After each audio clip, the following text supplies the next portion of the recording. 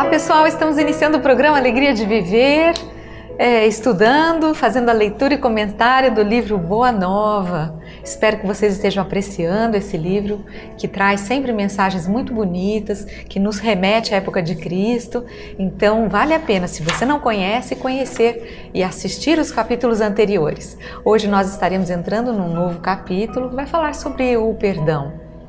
Então, pegue seu livro, acompanhe conosco, lembrando que o livro Boa Nova foi psicografado por Francisco Cândido Xavier e o espírito que escreveu através do Chico foi Humberto de Campos.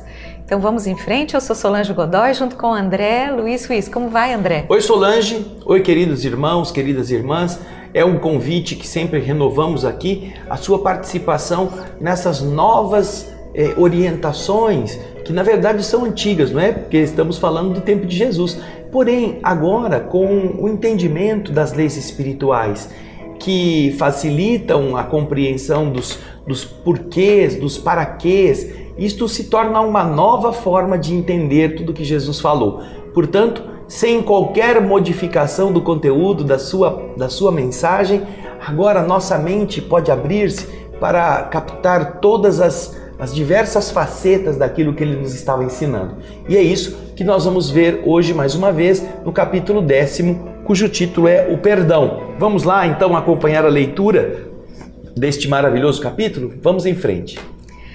As primeiras peregrinações do Cristo e de seus discípulos em torno do lago haviam alcançado memoráveis triunfos. Eram doentes, aflitos, que agradeciam o alívio buscado ansiosamente. Trabalhadores humildes que se enchiam de santas consolações diante as promessas divinas da Boa Nova. Aquelas atividades, entretanto, como sempre, não começaram a despertar a reação dos judeus rigoristas, que viam em Jesus um perigoso revolucionário. O amor que o profeta Nazareno pregava vinha quebrar antigos princípios da lei judaica. Os senhores da terra observavam cuidadosamente as palestras dos escravos, que trocavam imenso júbilo proveniente das esperanças num novo reino que não chegavam a compreender. Os mais egoístas pretendiam ver no profeta generoso um conspirador vulgar que desejava levantar as iras populares contra a dominação de Herodes. Outros presumiam na sua figura um feiticeiro incomum que era preciso evitar. Nós vemos aí que Jesus já estava incomodando aquela época, não é? Ele que estava realizando milagres, fazendo curas, levando uma notícia de um novo reino. Tudo isso começava a conflitar com as leis judaicas, com todos, com toda o que a sociedade vinha pregando até então. Então, nós vemos aqui que Jesus passou a ser considerado por alguns como um feiticeiro, como um agitador, talvez. Enfim, estava contrariando os interesses dos demais. Todas as pessoas que estão acomodadas no seu modo de ser, que ganham disto, que dependem de obter recursos, das vantagens que já estão consolidadas, elas vão chiar, elas vão reclamar quando alguma coisa as ameace, não é mesmo? Nós estamos vivendo isso em nosso país, em muitas circunstâncias. Todos os homens que existem no mundo procuram preservar os seus ganhos, seus negócios, suas boquinhas, como a gente fala aqui no Brasil, não é? Todos eles procuram defender aquilo que para eles é o mais precioso. Jesus, sem atacá-los, sem fazer qualquer crítica àquilo que eles costumavam proceder, ele altera a maneira pela qual o pensamento das pessoas estava trabalhando. Você vê ele falando ali, os escravos estavam comentando sobre um reino, sobre um novo reino, os seus chefes, os seus donos, entre aspas, começavam a se preocupar. Quem sabe vai haver uma rebelião contra Herodes, Jesus é um agitador. Então as interpretações a respeito do que Jesus estava falando não se circunscreviam na mente das pessoas mais poderosas, aqueles que estariam sendo ameaçados em seus impérios, aquilo que realmente é o ensinamento moral que Jesus falava, mas sim na ameaça que aquilo representava, aos seus interesses. E então passaram a espalhar coisas ruins a respeito de Jesus, passaram a trabalhar nos bastidores contra aquilo que ele estava falando. E é assim que o texto continua a explicar, logo a seguir, esse ambiente. Vamos lá. Foi assim que a viagem do mestre a Nazaré redundou numa excursão de grandes dificuldades, provocando de sua parte as observações quase amargas que se encontram no Evangelho com respeito ao berço daqueles que o deveriam guardar no santuário do coração. Não foram poucos os adversários de suas ideias renovadoras que o precederam na cidade minúscula, buscando neutralizar-lhe a ação por meio de falsas notícias e desmoralizá-lo, alimentando com informações mal alinhavadas de alguns nazarenos. Jesus sentiu de perto a delicadeza da situação que se criara, porque foram antes falar dele, né? E ali, falando sobre a sua ação na terra, estávamos vendo a primeira investida dos inimigos da sua palavra, da sua mensagem. Ele se refere a Nazaré, aquela cidade, né, que mata os seus profetas, e que Jesus também aproveita para dizer que ninguém pode ser profeta na sua própria terra, que as pessoas deram ouvidos aos inimigos que foram até lá maldizer o que Jesus representava. Então, você vê aí o texto continuando a nos elucidar. Jesus sentiu de perto a delicadeza da situação que se lhe havia criado com a primeira investida dos inimigos gratuitos de sua doutrina, mas aproveitou todas as oportunidades para as melhores lições na esfera do ensinamento. No entanto, o mesmo não aconteceu a seus discípulos.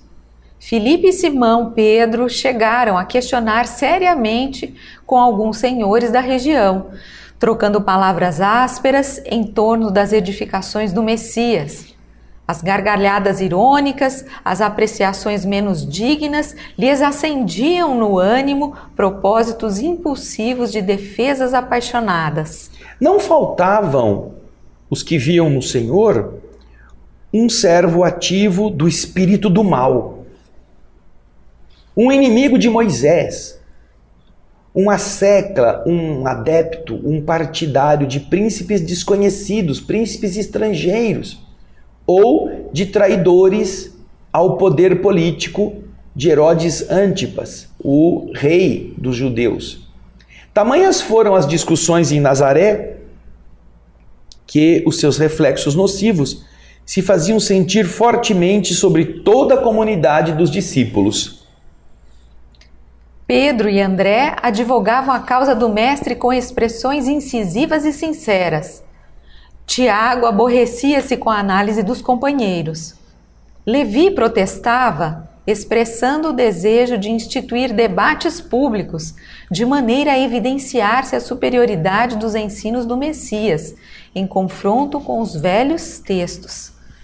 Jesus compreendia os acontecimentos e calmamente ordenou a retirada, afastando-se da cidade com tranquilo sorriso. Não obstante a determinação e apesar do regresso a Cafarnaum, a maioria dos apóstolos prosseguiu em discussão, estranhando que o mestre nada fizesse, reagindo contra as envenenadas insinuações a seu respeito. Daí a alguns dias, obedecendo às circunstâncias ocorrentes naquela situação, Pedro e Filipe procuraram avistar-se e encontrar-se com o Senhor, ansiosos pela claridade dos seus ensinos. E então, chegando a Jesus, Pedro, com sinceridade ingênua, lhe disse: Mestre, chamam você de servo de Satanás. E nós reagimos prontamente. Observávamos que você, por você mesmo, nunca iria se opor à contradita, ao protesto, dizia Felipe, convicto inclusive de haver prestado excelente serviço ao mestre bem-amado. E por isso revidamos os ataques com maior força de nossas expressões. Os discípulos estavam assim pegando fogo, ou seja, vários ataques foram feitos a Jesus e Jesus não fez nada até então. E eles não estavam se conformando. Por que o mestre não falou nada? E o texto prossegue: não obstante o calor daquelas afirmativas, Jesus meditava com uma doce placidez no olhar profundo, enquanto os interlocutores o contemplavam, ansiando pela sua palavra de franqueza e de amor.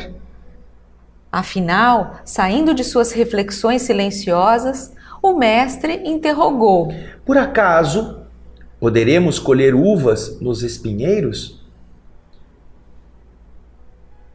De modo algum me empenharia em Nazaré numa colheita estéril aos meus opositores, ou numa contradita estéril aos meus opositores. Eu não iria ficar batendo boca com aqueles que não queriam saber de mim nem da minha mensagem. Isto seria perder tempo. Para quê? Se estivéssemos ali discutindo, que argumentos eles estariam dispostos a ouvir, não é mesmo? Continua Jesus ponderando agora aos discípulos que estavam cobrando dele uma postura.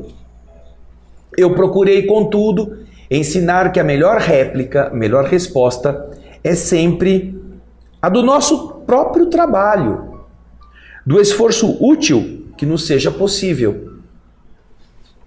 Nesse particular, não deixei de operar na minha esfera de ação, de modo a produzir resultados a nossa excursão à cidade vizinha, tornando-a proveitosa, sem desdenhar as palavras construtivas no instante oportuno. De que serviriam as longas discussões públicas, cheias de doestos, de insultos, de zombarias? De que serviria?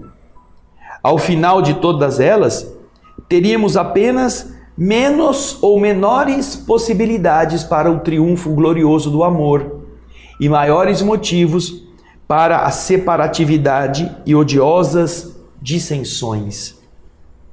Só devemos dizer aquilo que o coração pode testemunhar. E testemunhar mediante atos sinceros, diz o texto. Porque de outra forma, as afirmações são simples ruídos sonoros, como se fosse uma caixa vazia.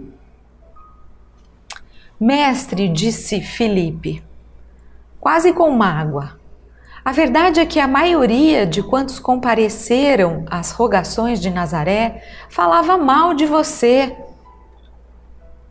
Não será vaidade, porém, exigirmos que toda a gente faça de nossa personalidade elevado conceito? Interrogou Jesus com energia e serenidade. Nas ilusões que as criaturas da terra inventaram para a sua própria vida, nem sempre constitui bom atestado da nossa conduta que falem todos bem de nós, indistintamente. Agradar a todos é marchar pelo caminho largo, onde estão as mentiras da convenção. Servir a Deus é tarefa que deve estar acima de tudo, e por vezes, nesse serviço divino, é natural que desagrademos aos mesquinhos interesses humanos.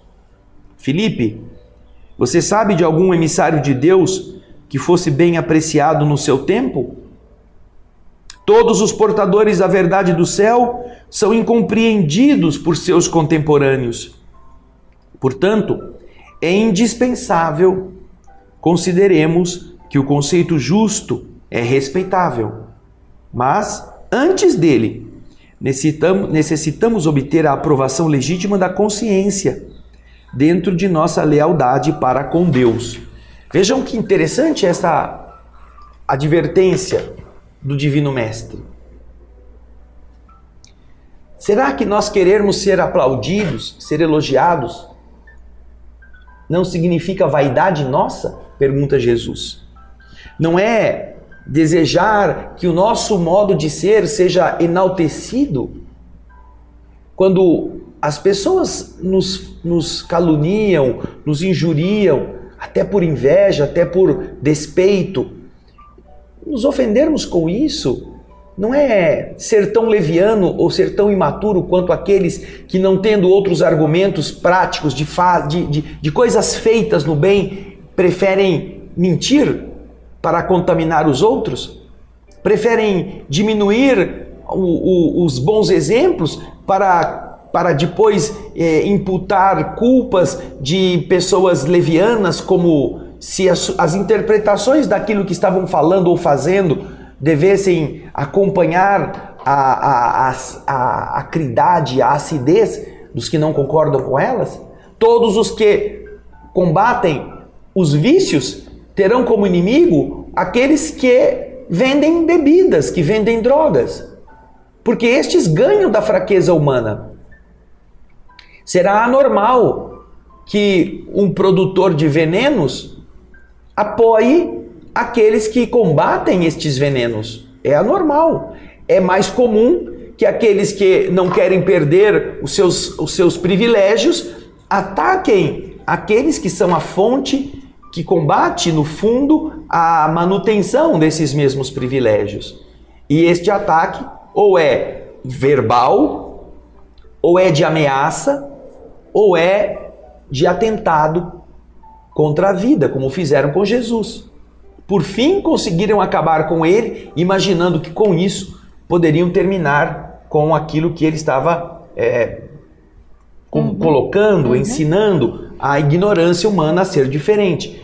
Então vejam só, diz Jesus uma outra coisa muito interessante, Solange, que é, às vezes, é muito mal ser elogiado por todo mundo. É isso que eu ia falar, até pus aqui na página. Então, que não é um atestado de boa conduta, da nossa boa conduta, se todo mundo falar bem da gente. Isso às vezes não significa que nós realmente sejamos bons. A gente tem que prestar atenção nisso, porque quando nós somos verdadeiros ou temos um determinado posicionamento, nós geralmente contrariamos muitas pessoas, principalmente aquelas que têm uma visão contrária à nossa. E nós sofreremos o ataque, sim, dessas pessoas. Então, nem sempre quando você tem todo mundo falando bem de você, é porque você é uma boa pessoa. Às vezes não, às vezes é porque você está seguindo a regra do jogo e falando exatamente aquilo que eles gostariam de ouvir.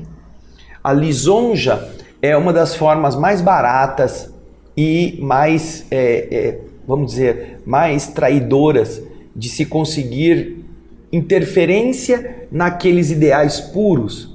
Porque a lisonja elogia a vaidade.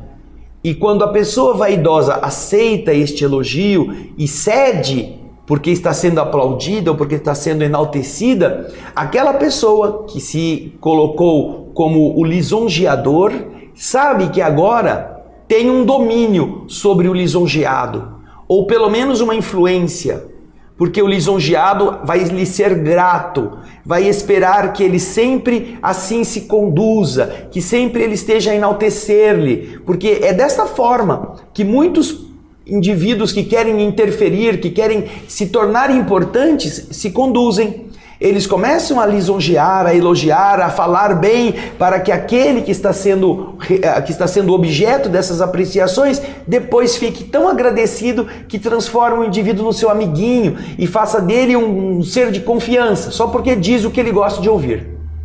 E isto pode comprometer a ordem do serviço, isto pode comprometer o ideal que se tem que realizar.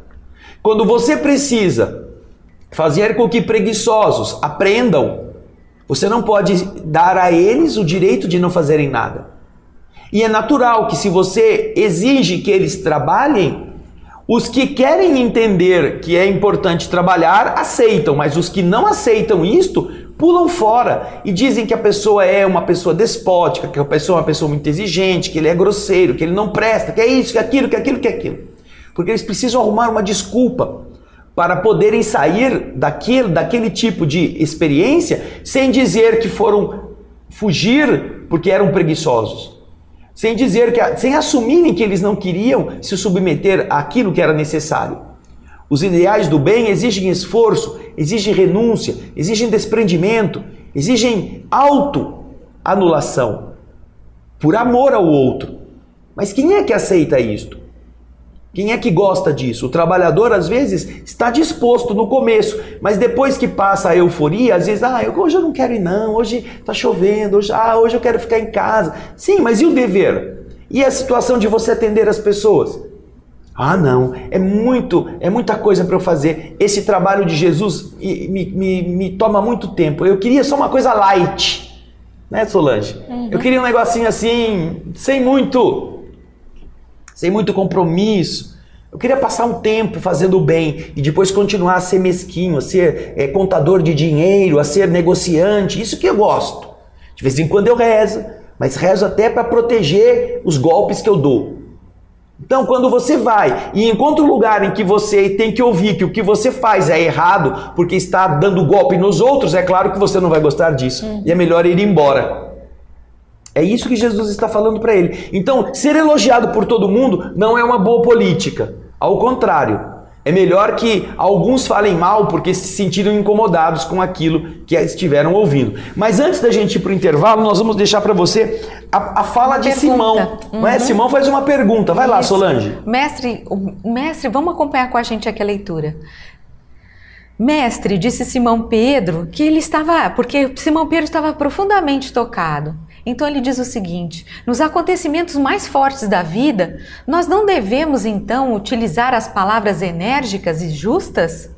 Nós não devemos utilizar as palavras enérgicas? Devemos ser aquela água morna? Devemos sempre assim ficar, não, querido irmão, querido isso, querido aquilo. Não devemos falar o que é verdade para que as pessoas despertem, para que as pessoas estejam alertas? Como que a gente deve agir? Para você pensar agora no nosso intervalo, enquanto isso você também pode dar uma ligada para a gente no 0800 12 18 38 e participar do Clube Amigos da Boa Nova.